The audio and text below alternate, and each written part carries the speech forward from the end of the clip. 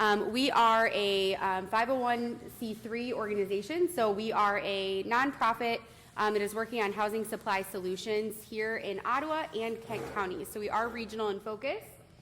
Why we are in this space is because we have partners from across the spectrum who are excited about moving housing supply solutions forward, recognizing that housing is critical to everything that we care about in a community. So there are folks who are, really trying to be a part of the solution because of economic growth and talent attraction and retention, student outcomes, et cetera. And so people come at the housing supply solutions from a variety of different backgrounds. As I mentioned, we've got a strong team of 3 here. Jen, who introduced herself, is our newest member, Community Relations Manager, and then Ryan and myself. But we also do have an advisory board that includes folks from Ottawa County as well as from Kent County where we work. So our areas of work, we are in the housing data space, and so we have housing needs assessments that many of you are familiar with that I'll speak to today as well, that we update to make sure that we're bringing relevant solutions forward. We provide technical assistance to local leaders as well as to developers, both for-profit and non, to help them access incentives and to really move forward their projects and policies that fit our mission of increasing housing supply. And then, of course, zoning reform. That's how many of you have connected with us, sharing best practices and helping local leaders to move solutions forward within their jurisdiction. And then things that we're also working on, statewide legislation, as well as gap financing for development as costs continue to increase. So this is the number of units, number of homes that we are working towards over the next few years here. So Ottawa County and Kent County, we need 50,000 plus units by 2027, and so it is a big goal that requires scalable solutions, and so that is really where we're focusing our efforts this year. So just a quick highlight of what this looks like, Ottawa County versus Kent County, as well as the largest area of demand, which is for that middle income space. So we have a large demand across all price points, but of course the largest demographic of folks that are struggling to find housing right now are folks that are making 80 to 100% of AMI and who are kind of in that middle income bracket. So here I just want to highlight our most recent data from Ottawa County was 2021, and our original housing needs assessment was in 2018 for Ottawa County, so you can kind of see the increases here. These are the things that we're tracking. We're tracking what demand continues to do as we update our data, but also then, of course, the progress that we're making as a region via zoning reform, units enabled, and then, of course, units actually built. Moving quickly through here, I want to quickly make a highlight that when we talk about the housing challenges that our residents are facing, it impacts everyone differently. So I'm a homeowner. And so when I see the value of my home go up 3 times what it was when I purchased it 7 years ago, I get really excited about that, right? But there are folks who didn't purchase a home 7 years ago who are not so excited about that. And then also, life changes and different things that have taken our current life circumstances and made us look at what the future looks like for our family. Challenges in mobility in the market, right? Because even though it's really exciting that my house is worth a lot of money, everything is a lot of money, right? And so there's not, even though it feels really great, there's not as much you can do with it. And then of course you have folks who are aging and are struggling because they want to downsize, they want to move, and they can't do that because everything is too expensive. And so they are forced to stay in their large single family home, and folks who want to move into that aren't able, right? So we've got these different dynamics happening in the market. What we're really excited about is there are a ton of tools that have moved forward. Jason touched on this. We have state legislation that enabled incentives to be approved at the local level to encourage more housing supply. We have zoning reforms that are happening. We have zoning reform grants. If you are interested, if you are making changes in your jurisdiction, there are dollars available via grants at the state level that we can get you information on. We would highly encourage. And then, of course, we also have the revolving loan fund here in Ottawa County that was set up as an investment tool for for-profit and nonprofit entities to move housing supply solutions forward at a lower interest rate with local capital. So many of you have heard me speak about some opportunities. Again, we are trying to look at best practices and share what those opportunities are for local jurisdictions. So these are some recommendations for zoning reform that we're out in the community talking about that are for high growth markets, which of course Ottawa County is. Ooh, they showed up really funky. Can you guys see that? Okay. So one of the things that you'll be hearing from us soon, we have been partnering with U of M to put together some data, current snapshot of where we're at from a zoning perspective, and it's going to be moving forward here in the next couple of months where we share a mapping tool that constituents, that the general public, elected officials can look at to see where we're at from a status quo perspective, what we can expect to produce over the next few years if we don't make a lot of innovative changes. And so this will be a tool available to all of you and that we'll be using as we move forward some other solutions, hopefully in partnership with all of you. So what I'll highlight now, we'll touch on this at the end with discussion, but what I want to highlight now is what we're doing in Kent County. So in Kent County, we are leveraging the gap financing tool that we mentioned, zoning reform grants, etc. And we are taking a look at our corridors in the community and looking at how we can make these neighborhoods, these nodes that are walkable, amenity rich, with access to transit, and maybe most importantly for my work, get our housing supply solutions at scale. So what we know, and we've kind of shared this data point out with all of you several times, but it's a good point of reference, which is that we have two large demographics of folks in our community, boomers and millennials, who are wanting the same thing, right? They are wanting to be close, connected, have access to the grocery store, to each other. And so they're looking for more walkable neighborhoods, they're looking for smaller footprints, and that, along with the affordability challenges, are giving us a really great picture and opportunity for where we can go next. So this is data pulled from Kent County and the current corridor strategy that we're working on in partnership with Flywheel, which is Ryan's consulting firm. And what we're doing is we're essentially assessing all of the vacant land opportunities that exist in Kent County on these key corridors and how we can look at unique, innovative housing typologies where there is already access to transit. And so what we know is that we can expect to produce, right here we show the areas of vacant land that we use to assess the potential new homes under current zoning, and then the density of these new homes, right? So this is, if we just kind of keep status quo, this is what we can expect.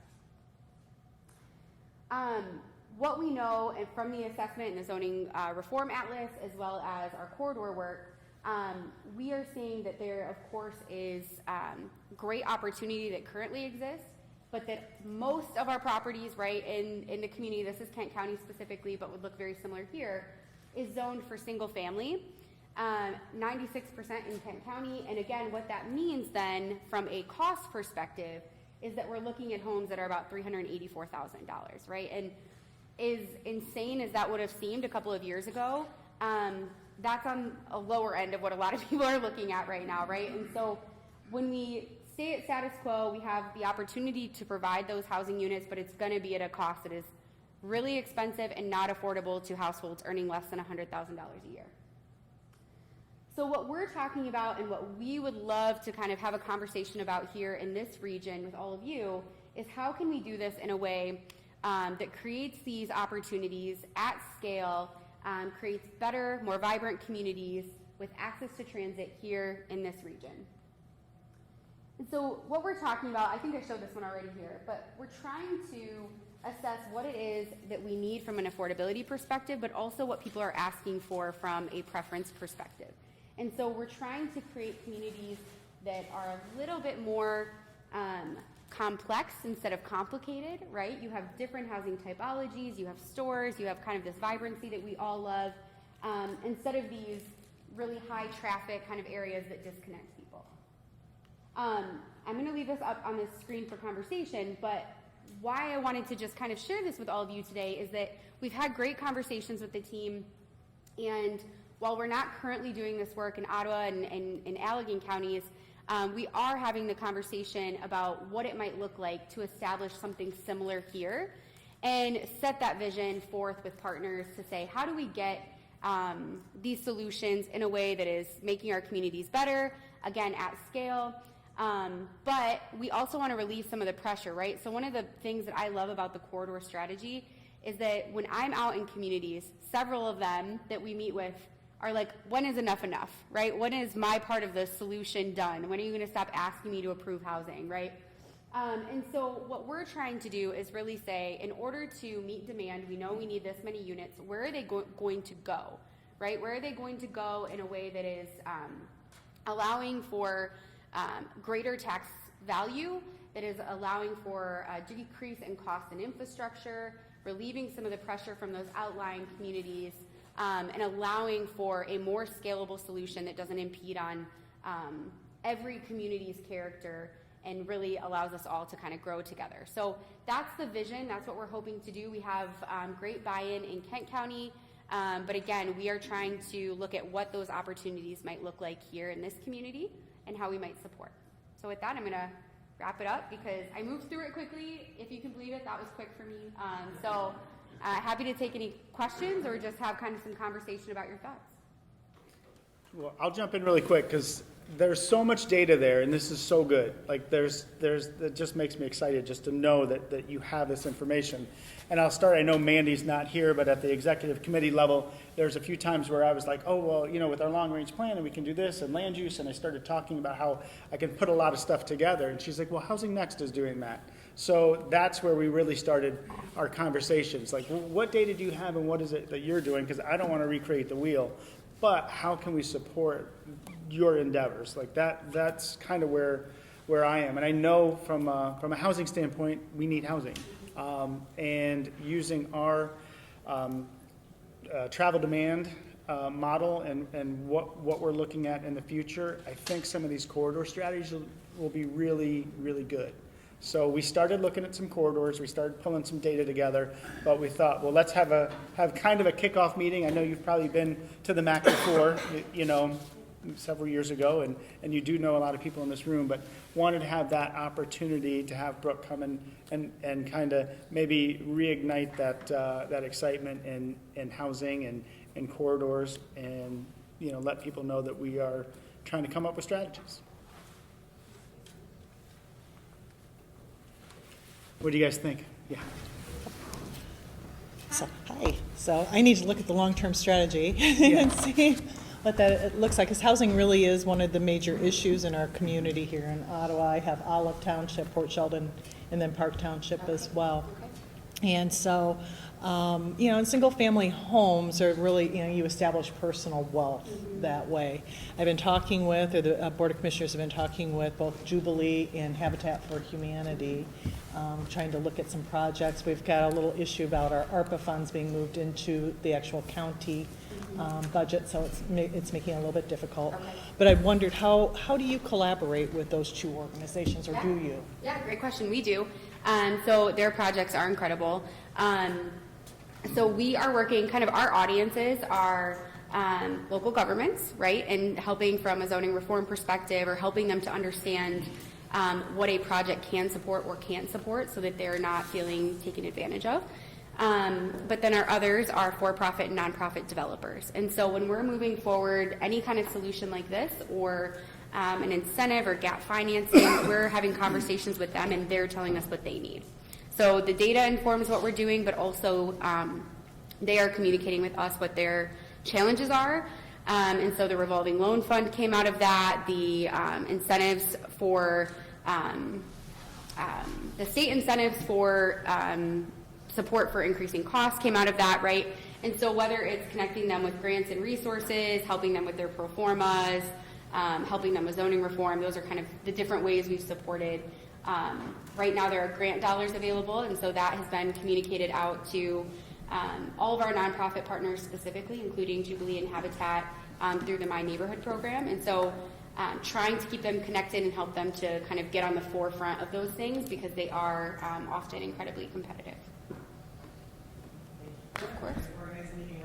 Oh, great. Great. Yes. Well, we're happy to be a part of or facilitate anything that would make sense, but they are doing wonderful work, and we are in conversation with them quite routinely about trying to plug them into new resources to continue to make their projects affordable.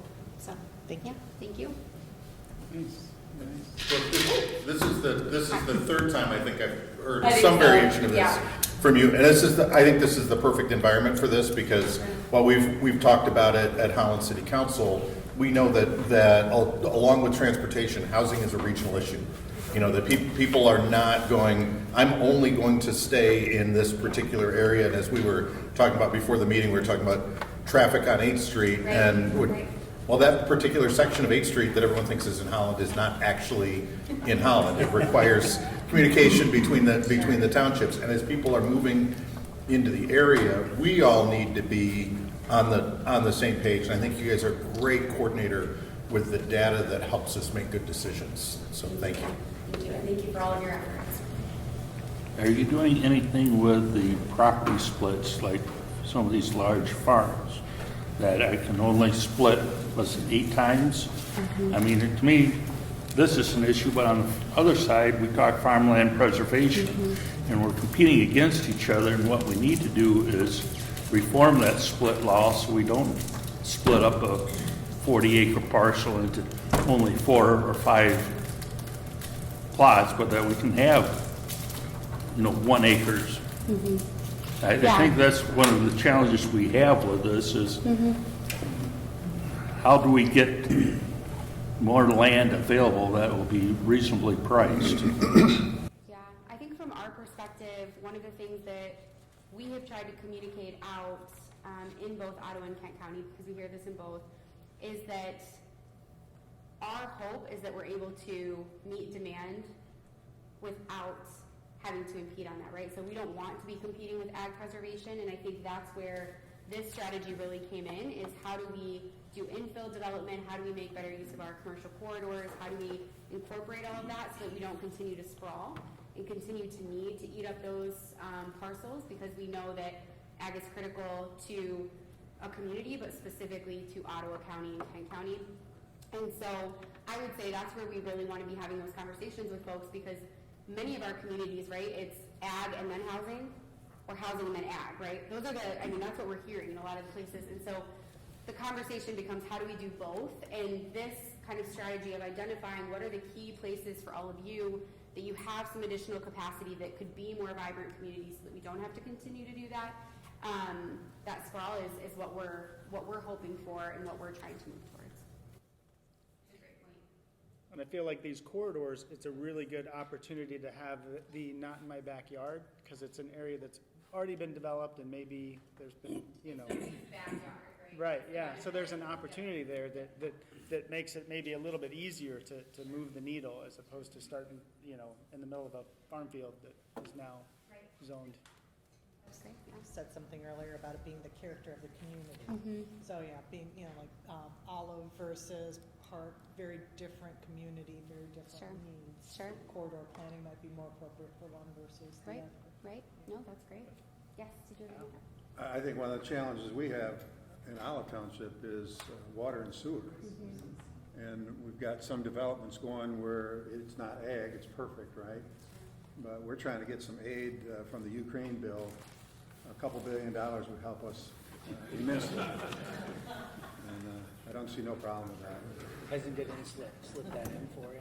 So one of the things that we've been working with the county, and we're part of this corridor we view is let's get where do we have water, where do we have sewer, start putting all that information on a map. And we know that some of that information, that isn't stuff that you share with too many people, but we're trying to keep it at a point where we can have some really good information where it can help come up with some, Inform where the housing goes so that Yeah. it's not. yeah.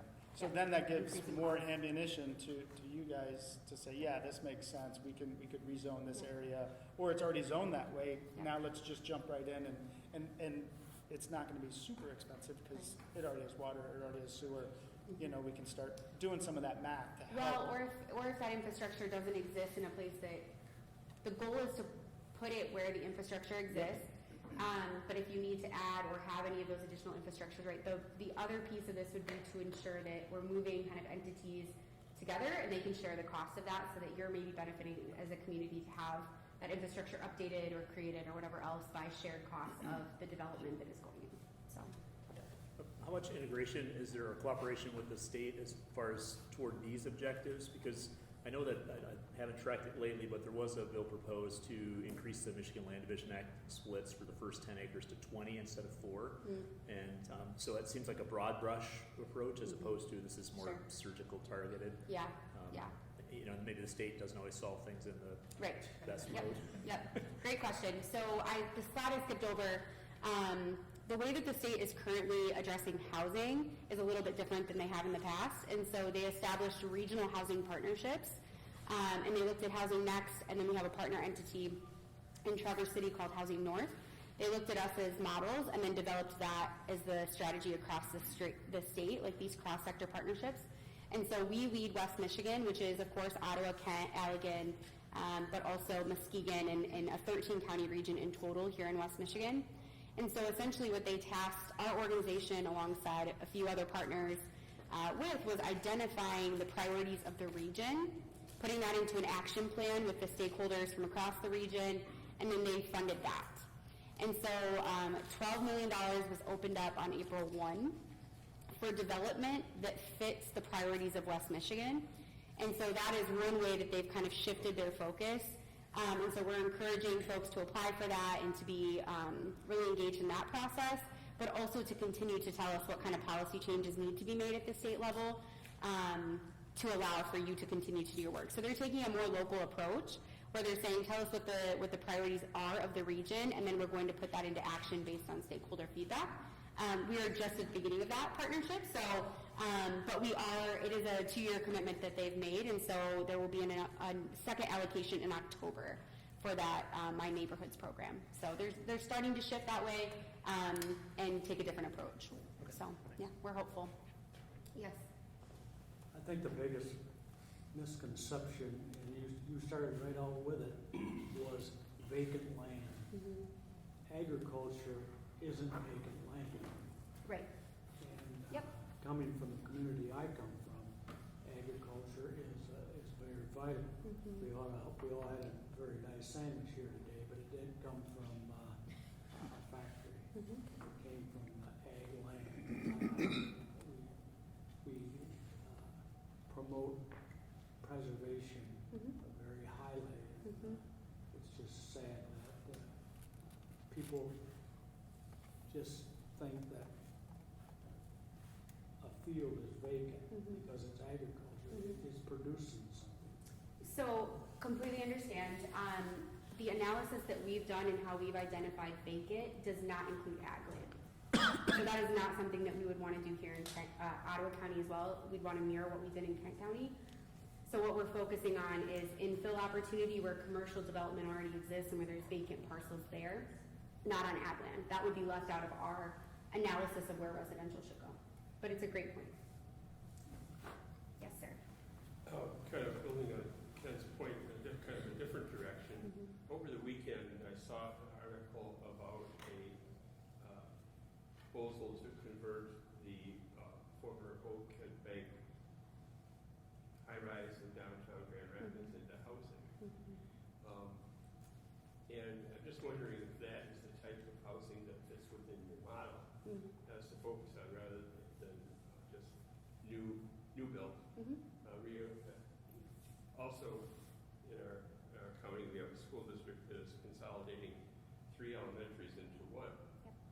And so there'll be 3 elementary buildings that will be on the market.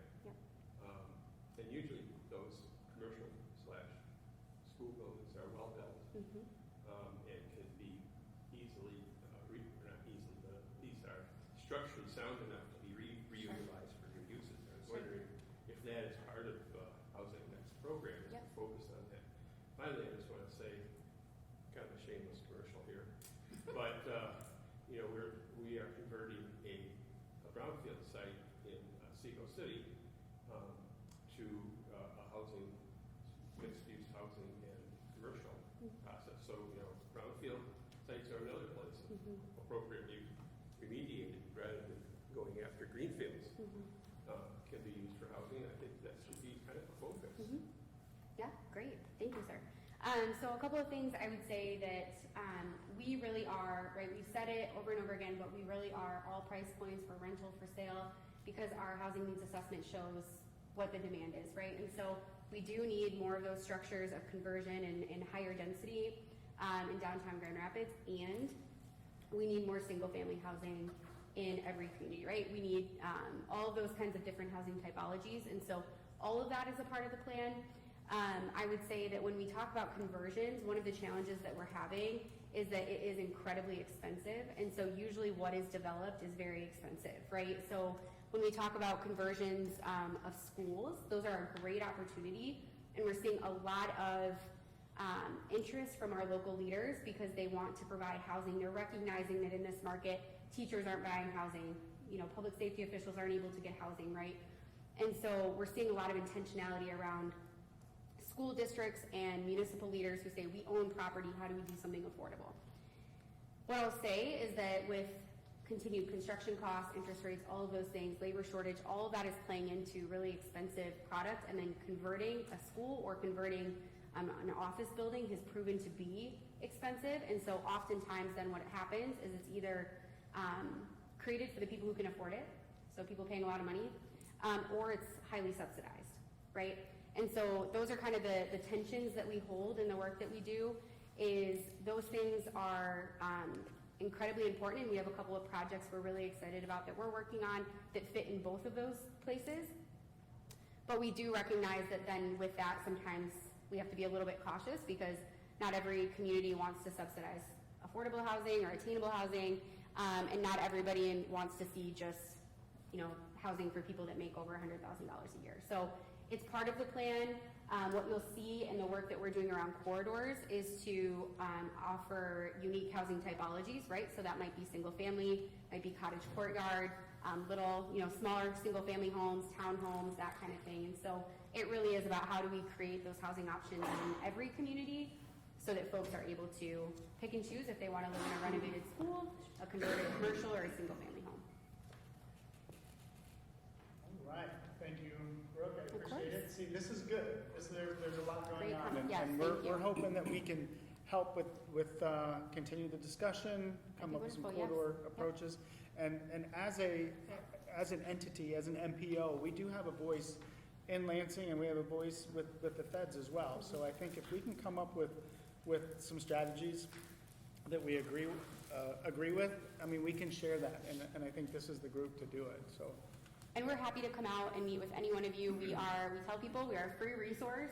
So if you want to kind of pick our brains on what we're working on, or if you want to give us critical feedback or, you know, constructive feedback or whatever else, we're here to be a resource to all of you. So as you think through things, if you have concerns about ag preservation and want to see how that fits within this or have a deeper conversation, we're happy to do that. Yep. So, all right, All right, thank you. thanks, Brooke. Thank you all so Appreciate it. much.